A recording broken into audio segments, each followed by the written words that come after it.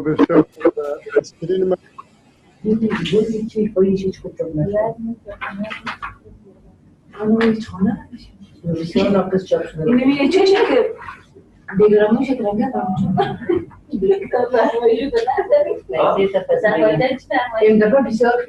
دیاگرامش بس برامون چی باشه رنگ باشه شما نمیگونی حالا کاشی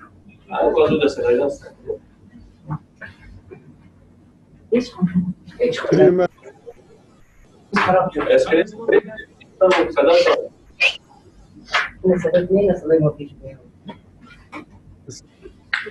میبینید بله اسکرین تان دیده میتونم اما صداتان جرجر میه. صدا جرجر میه.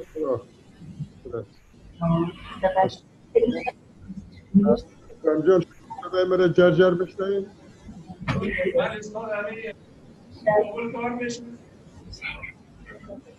صدای من شما کام بشنوید.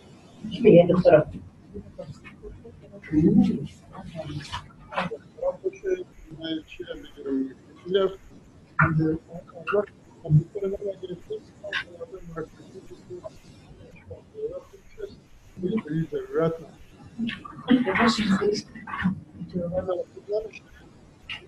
بگیرم؟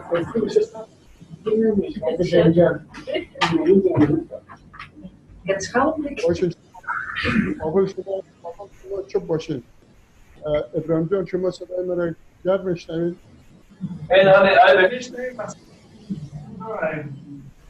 ضعیف است. صحیح میاد؟ نه ضعیف میاد صدا. صحیح میاد؟ بله بله. شما خودتون کدوم تکلیف دارین مصطفی جان در کابل؟ نه بگم حالا صداتان صحیح میه. حالا بیا صحیح؟ بله. کمپیوتر نمیه که به این ضرورت نمیشه به چیز جهت رو بخیر باشه. این ما خواستیم آمداده که امکان دارد معلومات نو و چیز کلینیکی رو برتن یک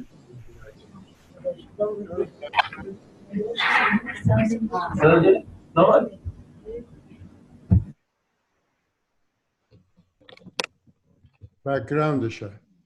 پریترم بله صدا خوبه؟ بله. خوبه. Preterm labor is defined as regular contractions occurs before 37 weeks of gestation and are associated with changes in the cervix. ما بین preterm labor و preterm contraction میفهمین که فرقش است که preterm contraction سبب تغییرات آناتومیک در عنق نمیشه، در حالی که preterm labor سبب تغییرات آناتومیک در عنق میشه. یعنی فرقش هست. و preterm definitionش از کمتر از 37 weeks است. از 37 بالا term است. The cause of preterm labor is not well understood. بعضی چیزایی هست که های ریسک میسازه یا بعضی چیزایی هست که ممکن است سبب شود مگر پورا معلوم نشده که اسباب چی است. Preterm labor is the leading cause of neonatal mortality and morbidity in the United States. زیادترین علت وفیات و موربیدیتی اطفال نوزاد preterm labor است. از سالهای قدیمی که preterm labor فیصدیش در 12% است، 11.5 تا 12% است، با تمام تداوی‌هایی که پیدا شده، اولین توکولیتیکی که FDA در امریکا اپروف کرد ریتادرین بود یا یوتیپار بود که باز چونجا عوارض جانبی داشت، باز دوای دیگه که حالا شما ازش استفاده میکنین تربیتالین است که یک بیتامیمتیک است. از او وقت که دوای آل مگنیزیم سلفیت و مثلا نفیدیپین و مثلا انتی انفلاماتوری دراگ که میتنین و کل چیزایی که شده، اما فیصدی پریمچوریتی از 11.5 تا 12 پایان نامده. چی پایان آمده؟ که وفیات و مربوطیتی اطفال نوزاد پایان آمده از خاطر که استیروید میتیم برشن. خود فیصدی preterm labor پایان نامده. account for 75% of all US healthcare spending in infant. 35% تمام بودجه‌ای که برای انفانت در امریکا مصرف میشه سر پریمچورا مصرف میشه. از او خاطر یک معضله بسیار کلان صحی هنوز در تمام دنیا. The incidence of preterm labor when a birth is 11.5%. 11.5% تا بال تغییر نکرده.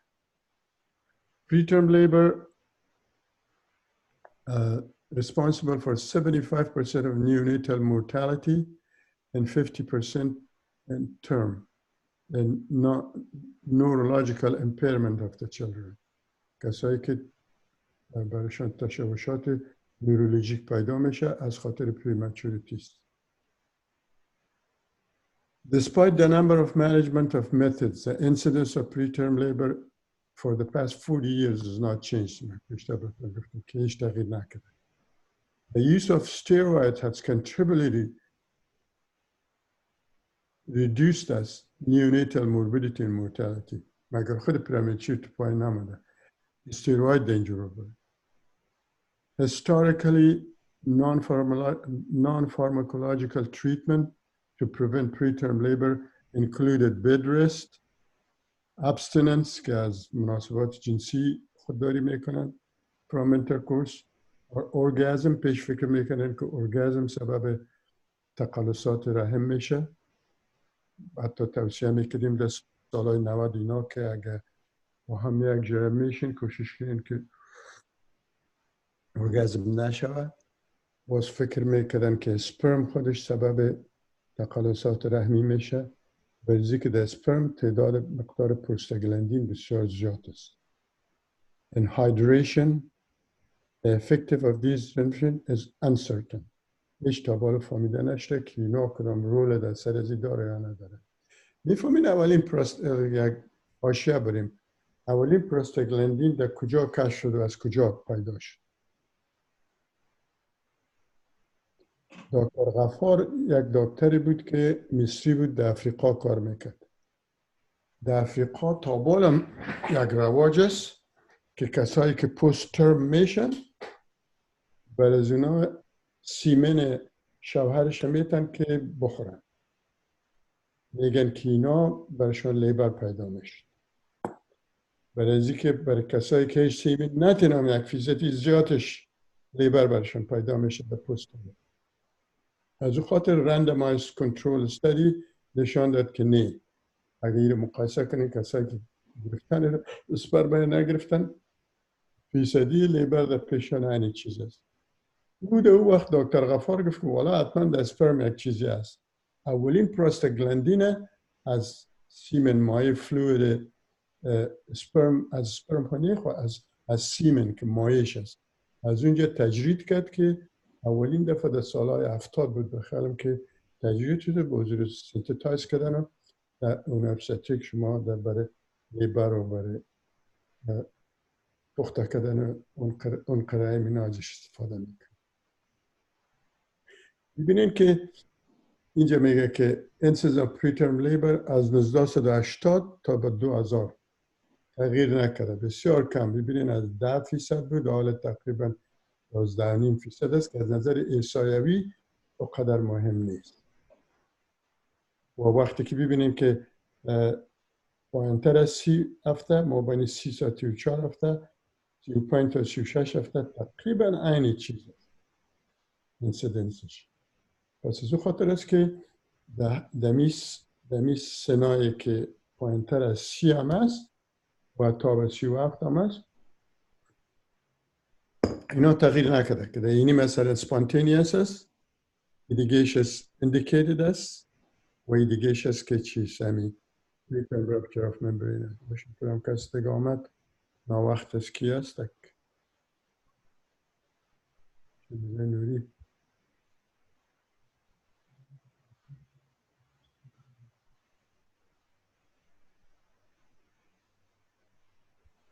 اینو تو که نا وقت من اخلال میکنن هر قدر که برشان عرض میکنم که کوشش کنین که وقت بین که اخلال نشده.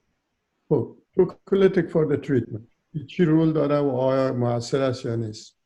Terbutaline 0.25 mg subcutaneous every 20 minutes for up to 3 hours in باشین که به این طرف بریم که چی رو گرفته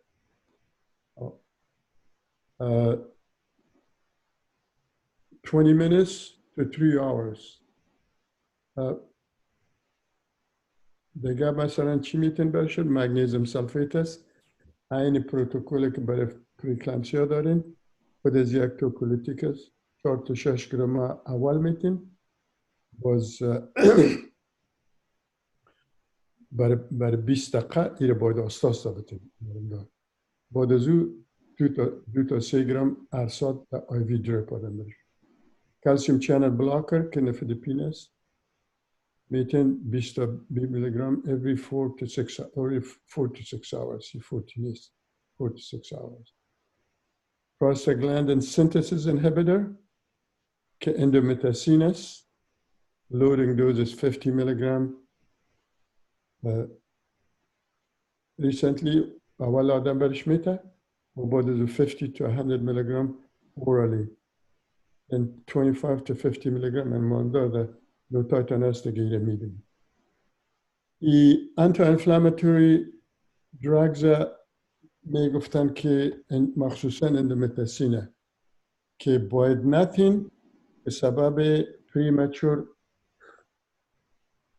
closer patent arteriosus میشه patent arteriosus میفهمین که ثقبه است که مابین هر دو اورکول است مابین هر دو اوزاین است این باید بسته نشده وقتی چی مجرده که طفل تولد میشه دکتر صد اطفالات نکرده بهتر میفهمن پیتیه بسته میشه پیتن داکتس آرتریوزس بسته میشه میگن که اندومتاسین ممکن است که به صورت مقدم بسته کنه بس که رندمایز کنترل استادی کردن دیدن که نه اندومتاسین مزاد استدباب نیست و پیتن داکتس آرتریوزس بسته نمیکنه و این دوایی است که امروز شما از کلش استفاده میکنین برای پریترم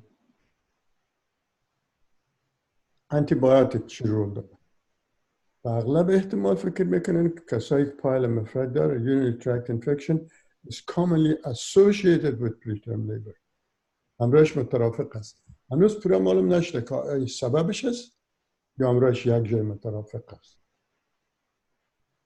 از او خاطر است که هر که شما براتون گفتم که مریضایی که میاد اولین کاری که اگر امکان داشته باشه بکنین در وقت اولین ویزیت پرینیتالش که یک کالچری ادرار شوه و یک کالونی کانت شوه یک تعداد مریضایی که از 100 کالونی بلندتر هستن اینا ایسیمپتوماتیک باکتریوریا هستن اینا کلشون باید یک تداوی پروفیلاکتیک شوند تداوی پروفیلاکتیکش بسیار ساده اختلاطات عوارض جانبیش بسیار کم که برش ماکروبید یا برش فیرانتوین روز 100 میلی گرم برش میتین تا به هفته 37 به صورت متواتر هر روز 100 میلی گرم میگیره این حال اینی مریضایی را که اگر شما پروفیلاکتیک بتین تنها 7% از اینا در دوره حاملگی خود سبب پایلونفرایتیس میشه که مورمدار پایلونفرایتیس تداویش به تمام مانا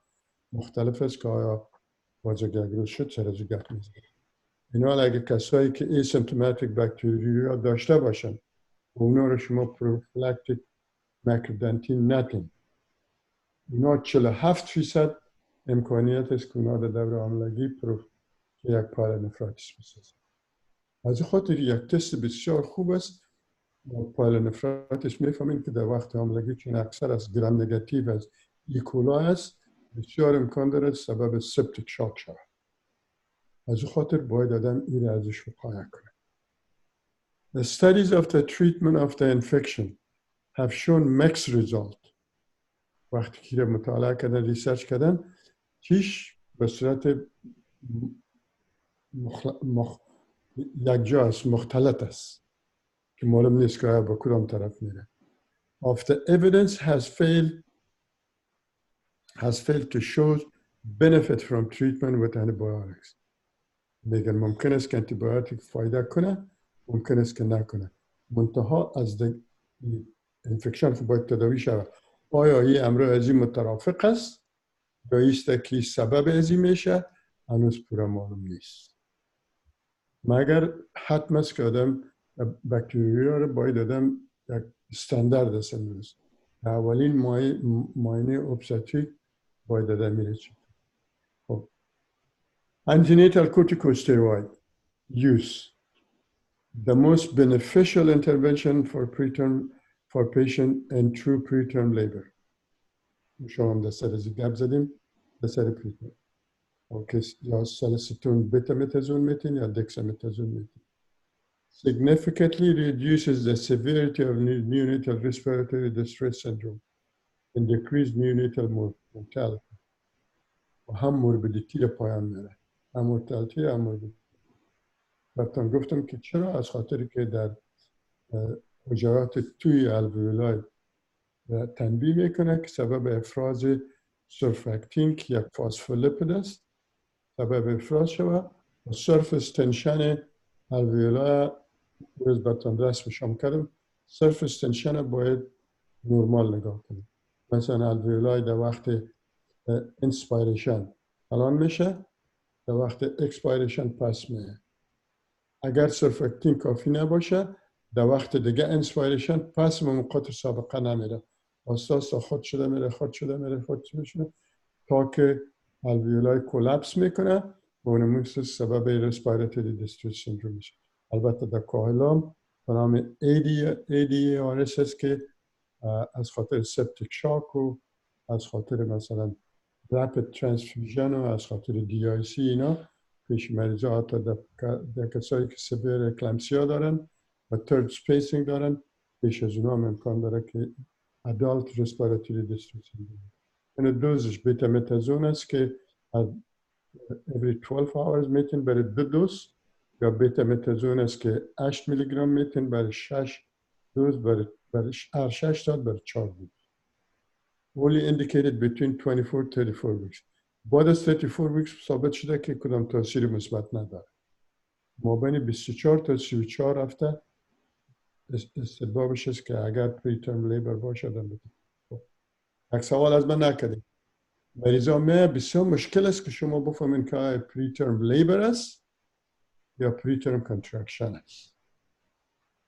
اگه شما انتظار بکشید تا وقتی که اون قدرش تغییرات اناتومی به وجود بیاره میفهمین که اون وقت ناوقت است. ممکن است که شما 24 ساعت ولادت یا 48 ساعت ولادت شما با تعویق انداخته نتونین و استروئیدتان موثر نباشه. اکثر به این نظریه هستن که مجرد که اشتباه پریترم لیبر بود استروئیدتان رو بتین. اگه پریترم لیبر بود خونه شما از مقدم هستین استداویتان. اگه پریترم کنترکشن بود کدام نقص نکرده بود. برزی که اطفال تا صنف 10 و 11 اینا را کلش تعقیب کردن از نظر نورو بیهیویرال استادیز هیچ کدام تفاوت مابین ازیا و کسایی که استروئید نگرفتن هیچ کدام تفاوت نبودن. از اون خاطر امروز استروئید تقریبا ثابت شده که برای اطفال که تولد میشن سیف است. پیش میگفتن که اگه تا یک هفته باید وقتی که شد باید هر هفته یک تکرار کنیم. باز به این نظریه بدن که ممکن است اگر هر هفته تکرار کنین در پیش از اینا سبب عدم کفایه ادرینال گلند شد. مگر سبب بازی ثابت شد که نه، سبب عدم ادرینال گلند نمیشه. اینی یک چیز که من امروز خواندم در یک مجله برای من 3-4 تا هر ماه مرد کش میکنم دیگه. میگن از بیکاری که در دختر زاییدن خوب است. ما از بیکاری که در مجله خودم میخونم. به هر صورت ما و نفیسه حتما بسیار بیکار بودیم که 4 تا دختر در به دنیا آوردیم. همونطوریست ما بجان؟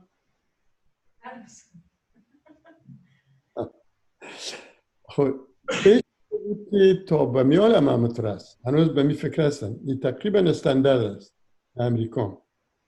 Randomized control studies in the past showed that for people who had history of preterm birth under 35 weeks, such as preterm birth داشتن, receiving 250 milligram of 17 alpha hydroxyprogesterone weekly after first trimester will reduce the chance of preterm labor by 30%. کسایی که مثلا هنوز هم استاندارد است، من میگم که از این کار نگیرید. در اینجا میتونن کسایی پیش شما هم که اگر یک پریترم لیبر پیشتر یک طفلش تولد شده باشه، بعد از هفته 12 تا 14 هر هفته 250 میلی گرم 17 هایدروکسی آیم برش که بتن فکر میکنن که به اغلب احتمال 30% پایان. این آرتیکل هم من در یک مجله خواندم، بسیار امپرسیو بود، بسیار من انتباه گرفتم. امروز که دیروز شما بود، من امروز رو خواندم، تون باشید همراهتان شریک میسازم. January 2020 publication این همین ما. Prospective randomized double-blind placebo control. از این که در طریقه ریسرچی که قابل اعتماد است هیچ وجود نداره. کم پروسپکتیو باشه که آدم پروتکلش میسازه که ما نشته میکنه که ما 1000 مریض به اینی شکل مطالعه میکنیم. خب پروسپکتیو است، یعنی آینده را میکنه. دابل بلایند است. این گروپ از این گروپ هیچ خبر نداره. دوایی را که میتن هر دویش عین رقم معلوم میشه. یکیش پلاسیبوست، یکیش 17 الفا هیدروکسی پروژسترون است. دیگه چیست که اینا کنترل هستند. کنترل است که هر دو گروپ مشابه هستند. مثلا یک گروپی که 10% دیابت دوام است، 10% دیابت دوام است، 10% هایپرتنشن دوام است، 10% از نظر وزن و از نظر نژاد و از نظر تعداد حاملگی و از نظر سابقه پریمچوریتی هر دو گروپ به تمام معنا مشابه هستند. که آدم اگه مثلا در یک گروپ کسایی باشه که اونا هایپرتنشن داشته باشن یا کسایی باشه که اونا از نظر فقدان غذایی داشته باشن، ممکن است که در اونا پریترم لیبر زیاد باشه. چون این دو گروپ به تمام معنا مشابه است. یگانه چیزی که ما بین از اینا فرق است که یکیش 17 هایدروکسی میگیره، یکیش یک چیز را میگیره که عین 17 هایدروکسی است مگر پلاسیبو است، هیچ چیز نیست. اینه چی کردن که در 19 مرکز برای که پاور اف استادی را باز بخیر اگر سر اویدنس بیس مدیسن گپ زدیم، پاور استادی را میگن که هر قدر که تعداد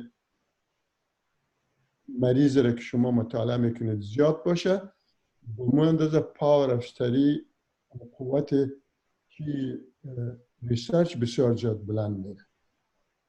پاور اف استادی دهی بسیار خوب بوده، برای که تقریبا نزدیک 1800 مریض اینا مطالعه تداوی کردن و دمی ریسرچ داخل کردن. یا خب باز آسان نیست که شما در یک مرکز کجا میشه کنه؟ 19 مرکز در این شریک شد. این به نام کوهارت استادی میگه.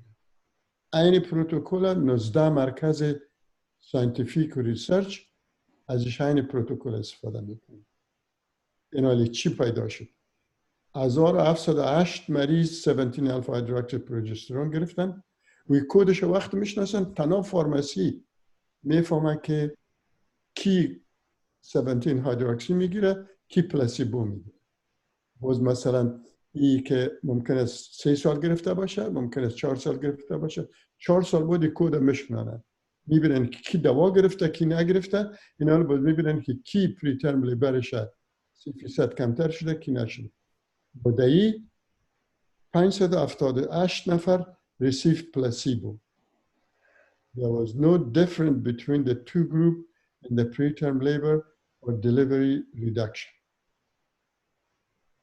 ببینید که هنوزم در طبابت استانداردهایی را که تقریبا ثابت میشه، یک ریسرچ دیگه میه که ممکن است که کوالیتیش از روی کده بهتر باشه و ثابت کنه که ثابت هم خود نمیشه، یعنی یک پیشنهاد کنه که نه امی تداوی مفید ثابت نمیشه. شما باید این کار رو نکنید. برای که اگر آدم اینا با سبا دیگه سبا یک آرتیکل دیگه نشر میشه که باز ایده رد میکنه.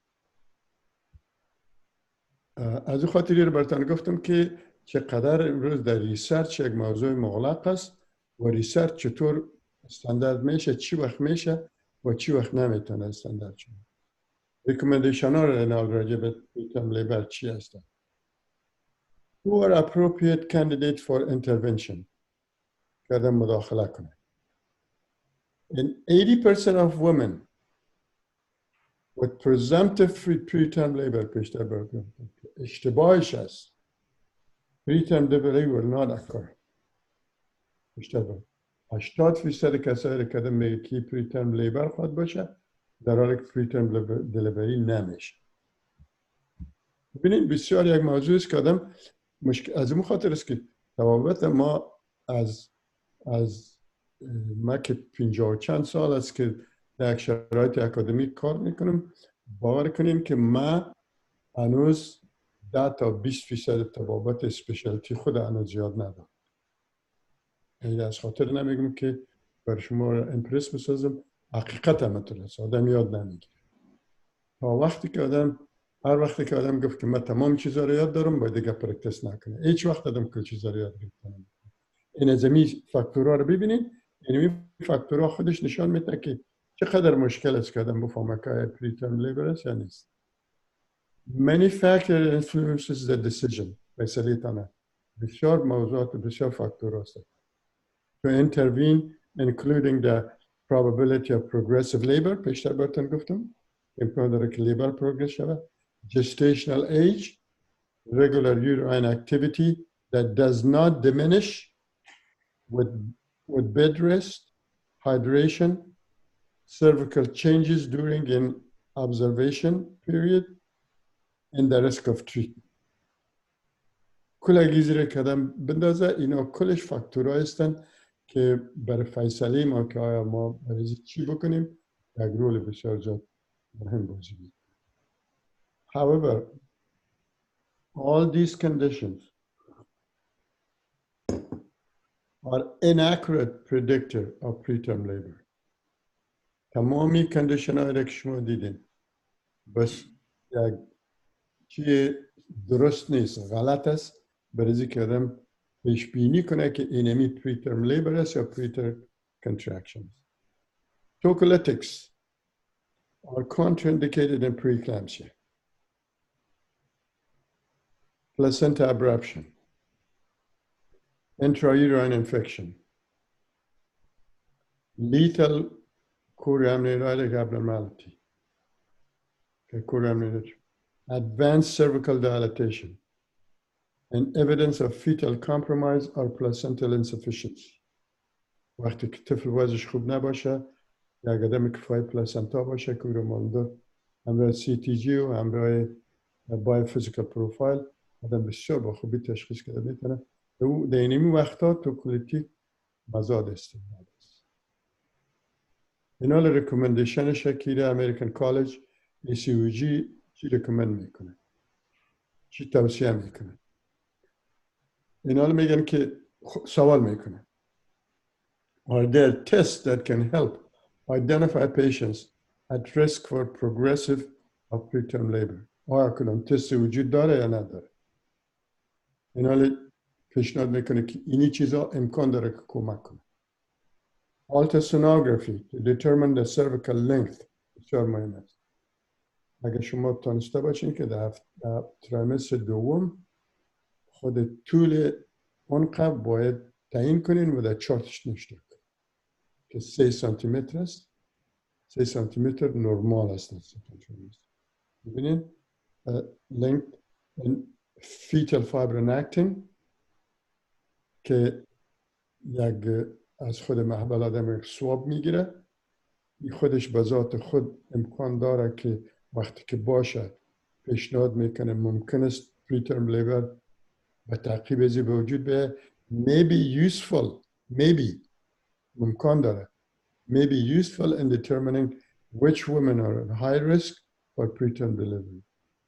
اگر آستا طول اون کم شده میره و فایبرونکتین مثبت است اینا های ریسک هستن برای preterm delivery. Fetal fibronectin negative predictive value is helpful to avoid unnecessary intervention. اگر نباشه fibronectin آدم سرش خوب اعتماد کرده میتونه. اگر باشه اونقدر آدم اعتماد کرده نمیتونه که بودنش حتما سبب چی میشه مگر اشتباه preterm labor پیش آدم بلنده. و uterine activity monitoring که پیشتری رو میکردن حالا قدر نمیکنن که یک CTG رو میتن که در سر شکم خود میمانه از راه خود چی بلوتوت از طریق اینترنت در شفاخانه او را چی میکنن مانیتور میکنن. او چی میگه؟ میگه preterm contraction است. او براتون نمیگه که preterm labor است، منتها میگه که این مریض contraction برش پیدا شد. دیگه بیشتر salivary استریال میگفتن in treatment of bacterial vaginosis. کسایی که bacterial vaginosis دارن میگن که امکان یک های ریسک است برای preterm labor. مخصوصا کسایی که یک preterm labor پیشتر داشته باشه توصیه میکنن که دیگه حملش خود بکتری واژینوسیس ببینین که اگر مثبت بود ایره تداوی کنین امکان داره که preterm labor را وقایع کنه. سالبر استریول که استرایول است که 3 گروپ OH داره استروژن در وقت ایره که تعیین میکنن وقتی که مقدارش پایان میگن امکان داره که مترافق باشه برای که متعاقبش preterm labor شروع کنه. ببینید که کل گازی در حواس کدام چیز ثابت نیست منتها یک چیز است که آدم باید مد نظر بگیره. Clinical recommendation. Is there a clear first line tocolytic drug? آیا یک توکولیتیکی هست که از بهترینش است؟ Comparison studies of the effectiveness of different tocolytic drugs show conflicting result. بازم conflicting result است. همراه یکی دیگه زده نقیز هستن. یکیش میگن هست، یکیش میگن نه خوب نیست. چی میگن؟ Result between beta mimetic, magnesium sulfate, calcium channel blocker, and non-steroidal anti-inflammatory drugs. پیشتر گفتیم. همین جا میگن که هنوز conflicting یا متضاد است که نمیفهمن که آیا کدام یک چیزی بهتر است یا نیست. هر کدام شاید در دستان باش شروع کنیم. یک چیز دیگه همین دقیقه یادم آمد بهتون بگم وقتی که مگنیزیم سلفیت برای مریضان میتین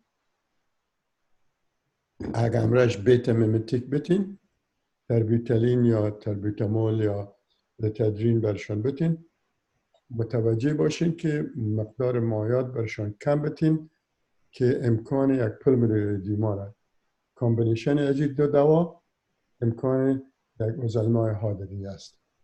باید بسیار آدم متوجه باش ششا را بشنوین آتوت ادرارش آدم ببینن بسیار زیاد مهم است.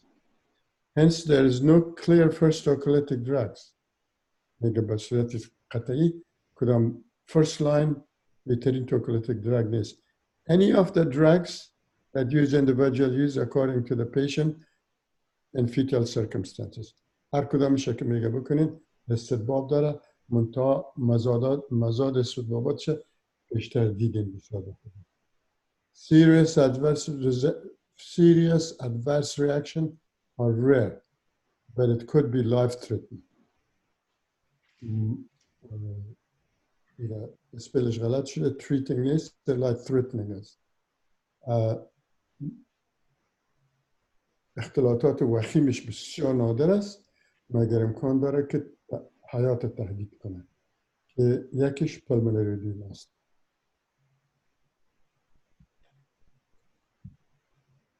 دیگه چی میگه؟ Is there a role of adjunctive antibiotic؟ کسایی که شما توکولیتیک میتین یا کسایی که در preterm labor است آیا بهتر است که بهش به صورت مترافق انتیبیوتیک هم بتیم یا نتیم؟ باز این ریسرچ براتون میگه. Prospective control studies have reported mixed result. Again ببینیم که چقدر مشکل است که آدم در این موضوعات فیصله کنه. Mixed result است بازم. رزالتشون به صورت مخلوط است. متا-انالیسیس پیشتر براتون گفتم یادتان است. متا-انالیسیس معناش چیست که بهترین آرتیکل ها را در سر اینمی موضوع که آیا انتیبیوتیک به صورت مترافق همراهش بتیم یا نتیم. بهترین آرتیکل هایی که randomized prospective randomized control study شد. 100 تا آرتیکل از لیترچر میکشن، هر 100 از زیر میخوانن، از او باز یک نتیجه میگیرن. اینه به نام ریویو آرتیکل یاد میکنن. ایده‌ام اویدنسش بسیار خوب است. که در 100 آرتیکل چند تاش بسیار اویدنس خوب داشت، قابل اعتماد بود، نبود، آیا ریکامندیشن از اینا و توصیه از اینا چی هست؟ متا-انالیسیس of 8 studies. 8 بهترین ریسرچ های 8 داده.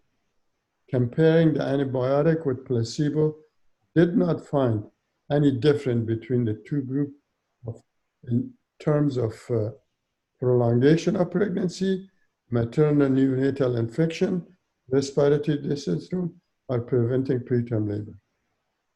و سر هیچ کدام از اینا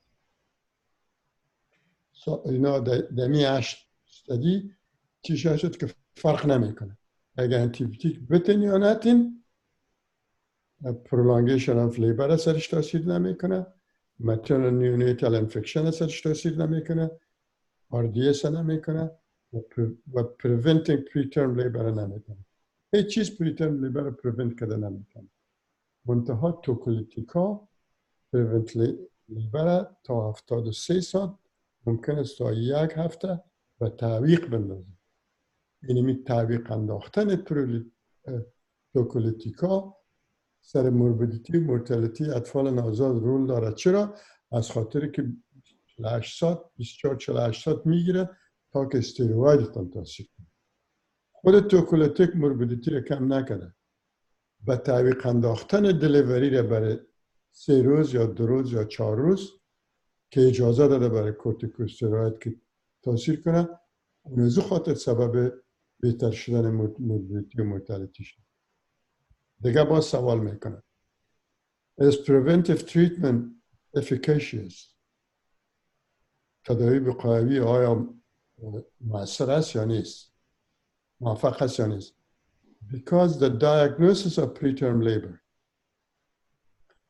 the precision of the risk assessment, and the effectiveness of the treatment is fraught with inaccuracy. کل اگه گپا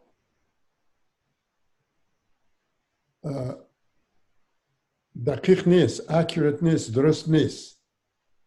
کلشان یک معضله دارن که inaccurate هستن، درست نیستن.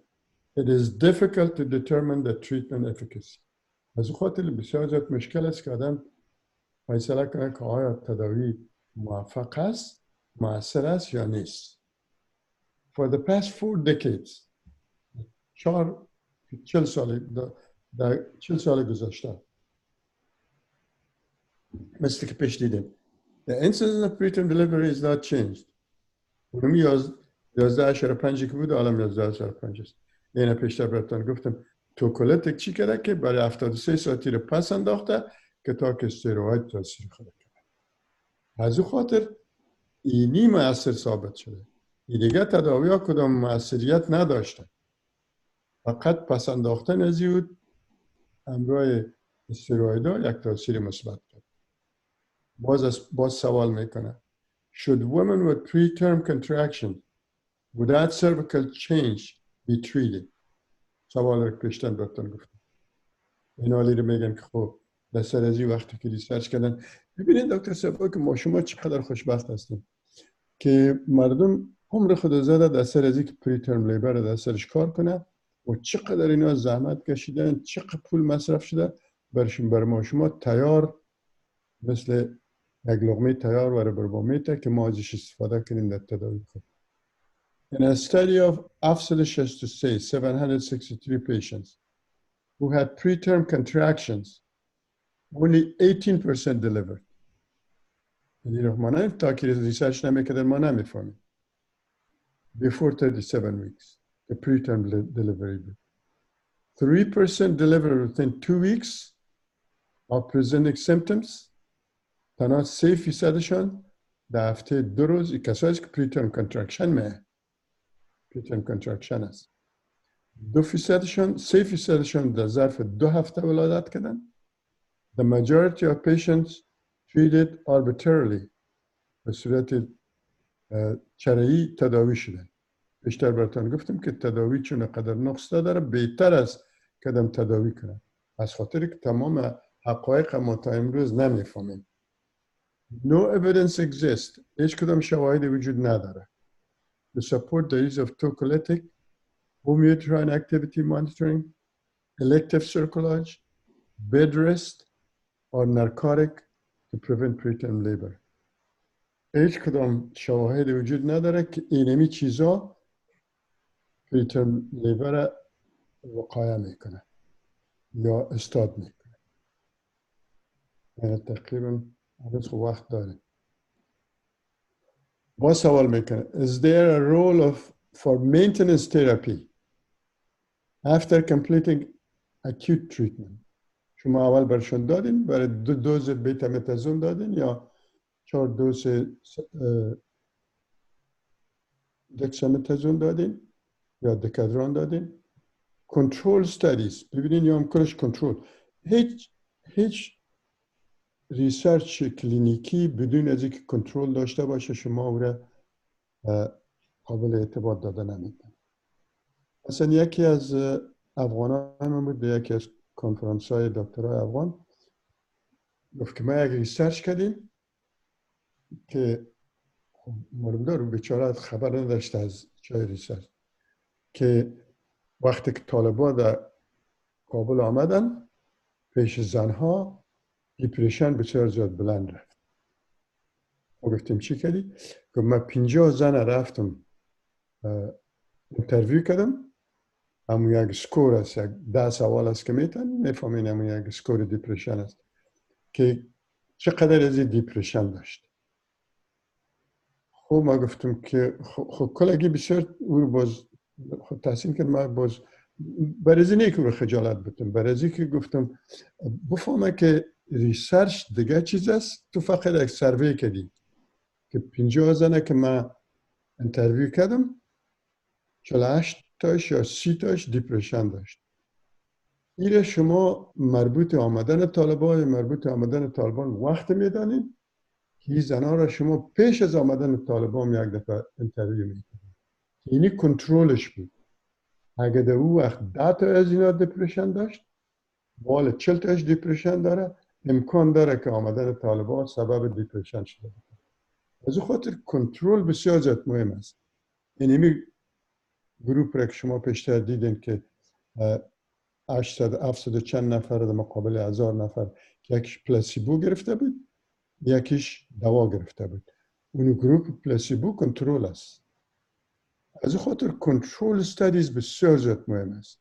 کنترل استادیز including meta-analysis of پیشتر دیدین fails ناکامندک to demonstrate any benefit in treatment of gestation at birth, pregnancy, prolongation, or birth weight. هیچ اینمیا ناکام موندن که ثابت کنن که هیچ کدام دوای پرگننسی رو پرولانگیشن از 3 روز یا 4 روز زیادتر کردن نمیتونه. تو پروسپکتیو استادیز به صورت پروسپکتیو از فیوچر است. کنترل ترایل showed that the terbutaline pump was no more effective than normal saline. پیش یک وقتی بود در سالهای 70 و 80 بر مریضا مثل از که انسولین پمپ هست یک سوزنک را زیر جلد خود میماندن یک آلگک بود مثل یک تلفن واره خورترک در کمر خود بسته میکردن در مابینش تربوتالین میفتد به صورت بسیار هر 2 ساعت بعد 3 ساعت بعد 0.25 میلی گرم تربوتالین ضرب میکرد پمپ بود. یکی مقایسه کردن امروز ازی که دمی عین پمپ یک گروپ نورمال سیلین ماندن یا گروپ تربوتالین ماندن دیدن که هیچ در پریترم لیبرشان کدام تغییرات وارد نشد. از خاطر پمپ افتیه حاله کنسل کرده. دیگه سوال میکنه از پشتون Is there a role of amniocentesis؟ برای چی amniocentesis؟ بیشتر براتون گفتم که در preterm labor و preterm مخصوصا روز در دو هفته پرام یا پی پرام انتانات داخل امنیاتیک فلوید رول داره که میگن اول ممکن است یک انتان رخ بده و بعد از اون ممکن است که این انتان سبب preterm labor یا سبب premature rupture membrane شود. amniocentesis در یکی. دوم آیا amniocentesis بکنیم که فیتال رنگ مچوریتی رو پیدا کنیم. یگانه راهی که آدم میفهمه که این طفل ششش مچور شده یا نشده که هم یک ذره مایع امنیتی که آدم میکشه در اون فاسفولیپید داره که فاسفولیپید مخصوصا سرفاکتین آدم تعیین میکنه. Amniocentesis to determine fetal lung maturity may have some benefit in guiding clinical decision about delivery and assess the presence of occult infection. اگر occult infection باشه باید مریضات تداوی شوند. تداوی خود نه امنیونایتس شما امروز انتیبیوتیک هیچ وقت تداوی کردن نمیتونید. تداوی امنیونایتس دلیوری است. مثل که شده پرام و پی پرام گفتیم. اولین عرض امنیونایتس چی بود؟ تاکیکاردی طفل. تقریبا چندین ساعت پیش از که حرارت مادر بلند بره، درد شکم رحم پیدا شود، وایت کات بلند بره، اولین ریسپانس تاکیکاردی طفل است. از این خاطر میگه اگر امنیوسنتیز بکنیم دو چیز میشه. یکی لنگ مچوریتی رو وقتی که دیدین که لنگش مچور است آدم حاجت از این است که شما استیروید بتین نیمانش آدم خودش تداوی میشه. استیروید کنم رول نداره. و دوم اگر انفکشن بود باید که تداوی شه. The fluid can be obtained from vaginal pool too. کسایی که پرام دارن این محلول امروی از خود چی آدم بسیار با خود گرفته میتونه. یک چیز را این خوب شد یادم آمد براتون بگم. در افغانستان سرفاکتین یا فاسفاتیدیل گلیسراید که در اینجا میگن تعیین به خلم نمیشه. یک تست ساده را براتون میگم. امنیوسنتیز خودش بسیار یک عملیه ساده و یک عملیه فوق العاده بی خطر است. شما آلتراساوند دارین. بعد مریض پاک کنین. یک پاکت پیدا کنین که در کجا است پاکت امنیوسنتیز است. او را اندازه میکنین که 10 سانتی متر است یا 11 سانتی متر است. به او یک سوزن اسپاینال داخل میکنین. یک 10 cc کش میکنین. ثابت شده که این نه پروفیلاکتیک انتیبیوتیک کار داره، نه سبب پریترم لیبر میشه، نه سبب انفکشن میشه. فوق العاده عوارض جانبیش کم است. اینا به نام شیک تست میگن.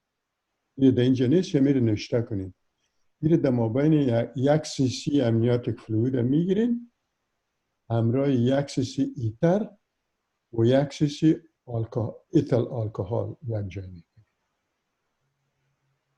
ایتل الکل و ایتر همراه 1 cc مایع امنیتیک در مابین یک تست تیوب شیشه‌ای مندازین. نیفهم بخیر ما با جان برجان در جاوری سرزی گپ زدیم یا نزدیم. شیک تست میگن. یه شیک ولی گپ زدیم نه. ایره چی میکنین؟ شور میتین خوب. نال شور میتین چی میشه دایی؟ اینه باشین که ما براتون چی کنم، یعنی اینه براتون نشان بدم. هنوز خب وقت داریم چند دقیقه نیو شیر کنم.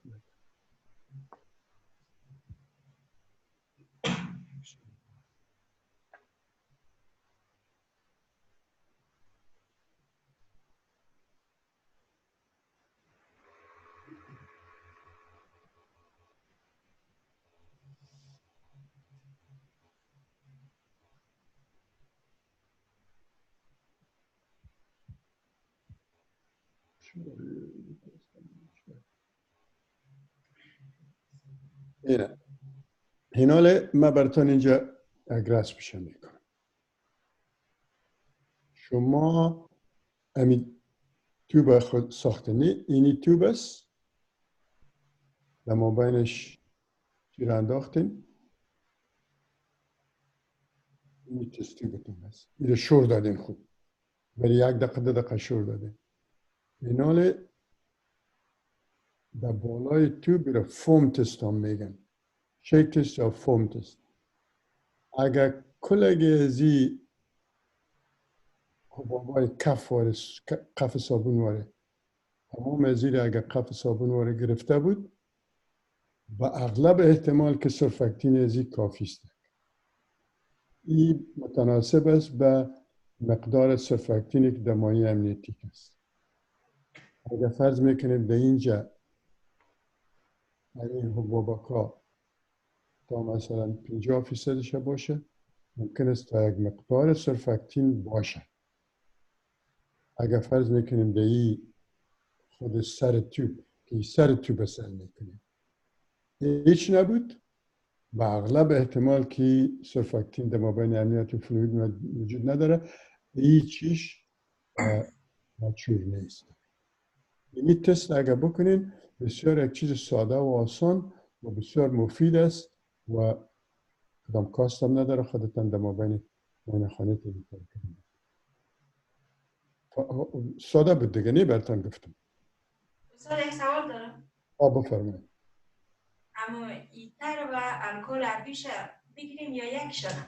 هر دوش. 1 cc ایتر، 1 cc ایتال الکل. 1 cc ایتر، 1 cc ایتال الکل، امروز 1 cc مایع امنیتیک. یعنی می شیک تست که بکنین. خوب شد که یادم آمد که براتون گفتم. بسیار یک تست مفید است. این رول امنیوسنتیسیس رو بیشتر دیدیم.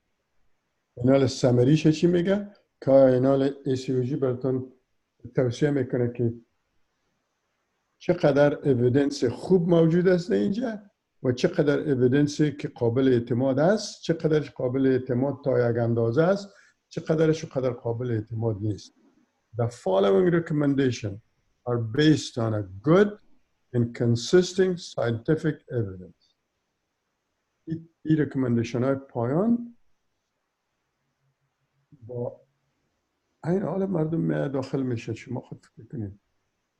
نوری خداحافظی شاید بعد البته خداحافظی است یا خداحافظی یا ایست که به تنگ آمده. اینی ریکومندیشن ها را نمیگه که as based on a consisting که متواتر scientific evidence وجود داره. چیست؟ There are no clear first-line tocolytic drugs. First-line tocolytic drug وجود نداره برای premature labor. Antibiotics do not appear to prolong gestational and should be only used for GBS prophylaxis. GBS prophylaxis خوب روز براتون گفتم. تنها GBS prophylaxis آدم بته مهمدار کسایی که preterm labor است یا preterm contraction هستن. اینا در گروپ 5 گروپ بود که های ریسک هستن برای GBS انفکشن. معلومدار برش میتیم. از خاطر preterm labor نمیتیم. از خاطر GBS prophylaxis میتیم. حالا خود اینجا کلچر میکنن. در افغانستان براتون گفتم که همون 5 گروپ هنی که براتون 2 هفته گفتم نیست رزی. دیگه tocolytic drug may prolong pregnancy 2 to 7 days. بیشتر برگفتم. which may allow the administration of steroid, improve lung maturity, and consider of the material transport to a tertiary center.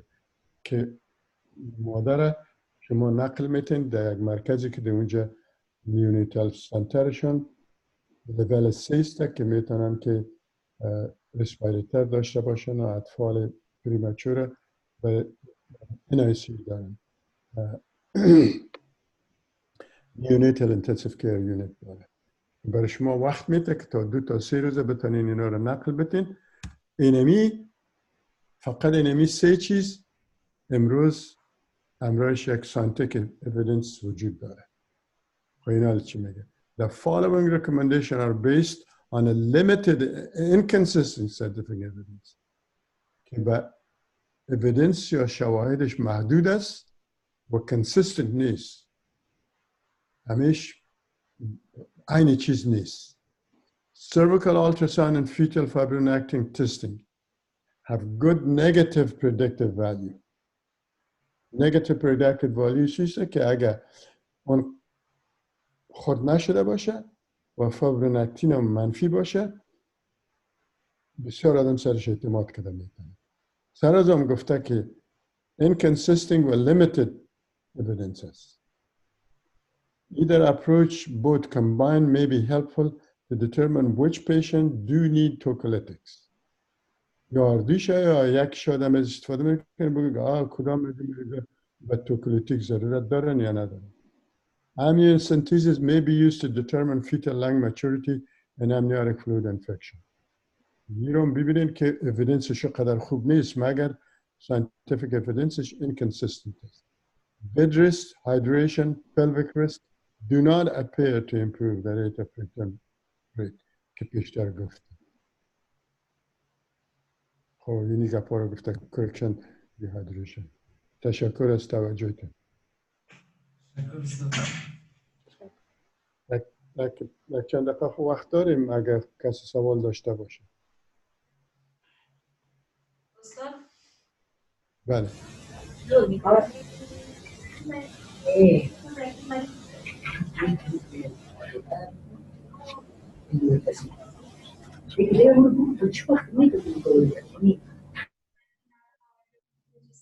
بله.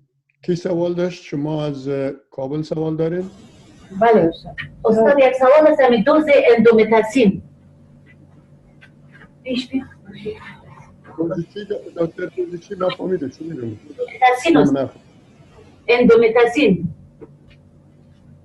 اندومتاسین دوزش 12.5 از اندومتاسین اون دوزش اینجا بوده اگر ریکارد کرده باشه.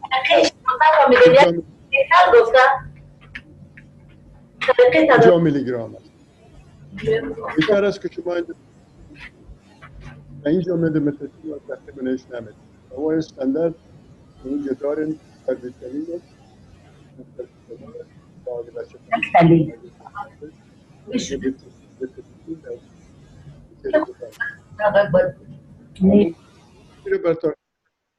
اپاکریتی را در اپل در تلفن‌هایتان دانلود کردین یا نکردین؟ بله استاد دانلود کردیم. از نشد. این اپاکریتیس است. یعنی ببینید هایدروکسی پروژسترون در اینجا گفتم میبینین ایره یا نمیتونین ایره. تمام دواها را که شما در این بالا نشته کنین به اینی بالا اینه در این بالاش کل چیزایش براتون میگه که دوزش چقدر است از کدام را میتین اختلاطاتش کانتراندیکیشناش تمام دوایی که در دنیا است در نوک انگشتان است. اشی نفهمیدیم استاد نبیره گفته میره اگر توضیح بتین امی توکولایتیک فار تریتمنت که است. توکولایتیک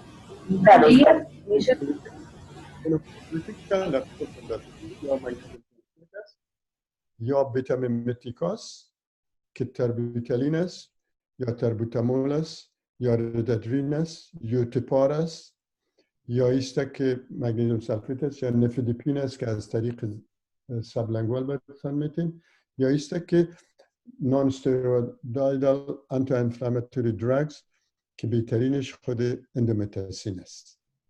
مگر اندومتاسین امروز چندان توصیه نمی کنن. هنوز هم اشتباه دارن که ممکن است که پیتندکتیس ارتریوز رو بسته کنه مگر اگه بتین ثابت نشده. بهترینش تربیتالین است که از راه سبکی برشان بتین و باز اگر اندومتاسین میتین اونا رو خانه روان میکنین همراه 50 میلی گرم. اونا خود دیدین که ثابت شده که اگر پرولانگ شوه و ولادت نکنه و خودش ثابت میکنه که پریترم لیبر نبوده، پریترم کنترکشن بوده.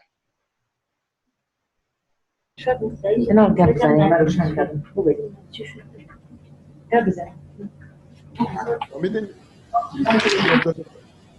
سوالتان جواب داده تانستون؟ استاد نفهمیدم این نوید گفته که 50 میلی گرم رکتالی از طریق رکتال تطبیق کنیم. هم از طریق رکتال میشه، هم از طریق دان میشه، هم از طریق زرقی میشه. هیپوکراتیس در خود فارماکوپی هیپوکراتیس که ببینید کلش براتون میگه. ما سالهاست که ولادی نکردیم. اینقدر هم که از خاطر شما میخوانم گردن میکنم که بچه‌ها رو بگیرم. از 75% دماغ نداریم. از شما ممکن است که 75% نباشه، از ما 75% دیتیم. این هزینه هیچ کدام. حالا خب کل چیزا در نوک انگشت است. مثلا شما اگر در می تلفن تانم در گوگل برین بگین که دکسامتازون یا انتی انفلاماتوری درگ براتون کلش دوزش تمام چیزاش براتون میگه. بازگیت بکنین که در سمارت فون کلگی یک آیکون داره به نام نوت. اینجا یک آیکون هست به نام نوت. اینو دانلود کنین. باز در این نوت همین چیزای مهمه که آدم یاد آدم نمیمانه همین رو نوشته کنین. مثلا در سر مریض میبینین، در اتاق عاجل میبینین، در یک چیز رو فورا نوتتون که بزنید در اونجا براتون همون لیستی که براتون میگه چیزای ضروری و عاجل که هر روز به درد دادم میخوره و یاد دادم نمیمانه. ما در این نوت اکثر چیزا رو نوشته کنیم. ما خود پرکتیس نمیکنم. هفته یک روز دو نیم روز در یونیورسیتی امرا رزیدنس ها مصروف هستم بسته یگان روز اتاق عملیات میگم. سر از اون ما همین چیزها رو کلش نوشته کردیم. بریزی که رزیدنس ها از اینجا خب به اندازه چشم سفید هستن که آدم دیوال میخ میکنن سوال کرده.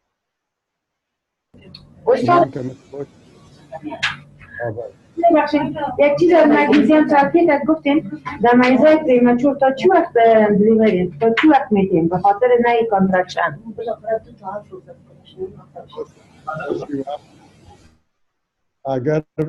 اگر یک دفعه دادید برش و اوی تقلصات شد از بین رفت و گم شد معنیش است که پریترم لیبر نبوده، پریترم کنترکشن بوده.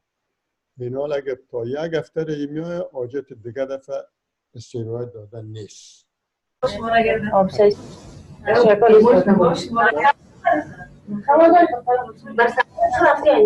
رفته از چی موضوع؟ استاد باشه که سوال مرانوز نشدیدید. اگر از یک هفته بعد بیایه باز با پریترم کنترکشن باز یک دوز استروید هفته آینده رو میخواستیم ببینین باشین که من ببینم که هفته آینده چی داریم. ما چی رو میخوایم بشنیم؟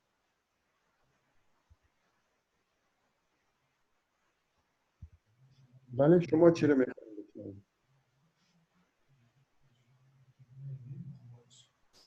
نمیشنوین صدای مرا؟ بشنویم استاد. شما چی رو میخوایم بشنیم؟ استاد موضوع ریکرنت پرگننسی لاس. چی رو؟ ریکرنت پرگننسی لاس.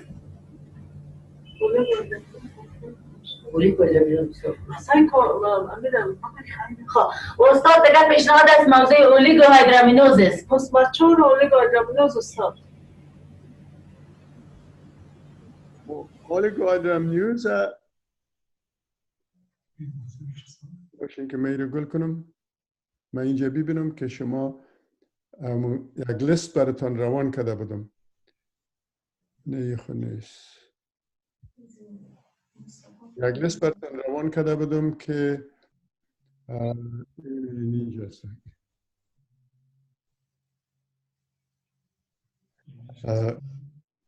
که به حساب ازی که چی برای شما بیشتر ضرورت است. این بعد از این پوستپارتم استراحت متابل خادم دسفاکشل یوتراین بلینگ گفتیم، امنوری را گفتیم. باشین که رمرتان شیر کنم. شیر.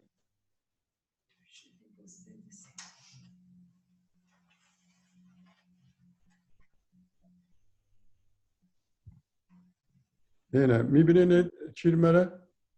سکرین مره؟ بله میبینیم. اینمی لیست ما روان کردیم برای دکتر صاحب برای کلگی. یک صفحه دگام داره. ما به حساب از این روان کردیم که چون من در افغانستان یک کمک رو بلد هستم که چی چیزا حق اولیت داره که باید شما بفهمید. آلیگوادرامنیوس قدر مهم نیست. او را در بحث IGR میخوانیم که intrauterine growth retardation میبینیم. در بحث باز فیتال اسسمنت که ارزیابی طفل آدم چطور میکنه، خود امنیاریک فلوید اندکس AFI چی رول داره. و قدر به فکر من فعلا ضرور نیست. من فکر میکنم شما اندکشن اف لیبر را بفهمین، همین رو را خواندیم، early pregnancy loss را بفهمین، fetal assessment early pregnancy loss و PID را بفهمین، بسیار زیاد مهم است.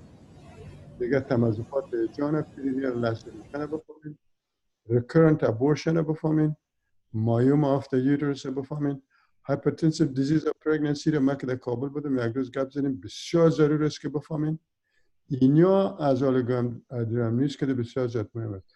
من فکر میکنم که دیگر دفعه ما شما در سر induction of labor گپ بزنیم.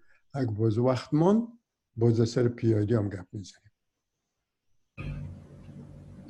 درست است؟ استاد سه شنبه جاغوری چی را پیشنهاد میکنن که ما نسبت پیش از را بخوانیم؟ ما نمیفهمن بازونا برای من معمولا چی میکنن؟ ایمیل میکنن. ما برتان ایمیل میکنم بگم که اونا چی رو میخوانن. اینها را ما کلش برای دکتر صاحب دادیم. اینی را از اینجا بگیرین بخوانین. باز ما همون یک روز دو روز پیش از اینکه موضوع را سرش گپ بزنیم من برای کلتان این را ایمیل میکنم.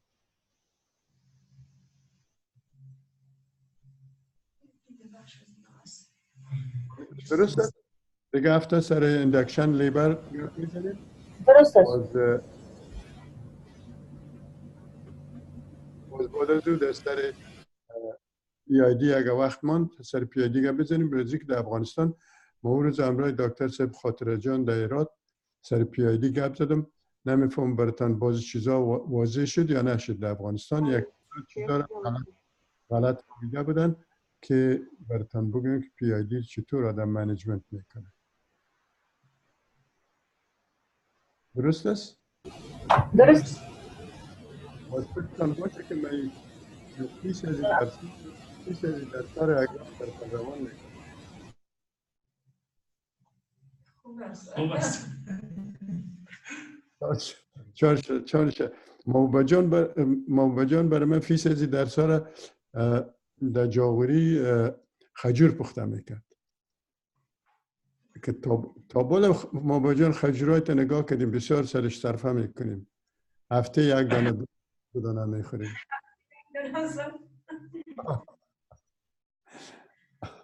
خب خیلی دیگه روزتان خوش. باز دیگه هفته میبینیم. باز شما برای من ایمیل میکنین از جاوری رو میکنید. شما تمامی که فرش میدین هرچی بیدی خیلی باشه. خدا حافظ.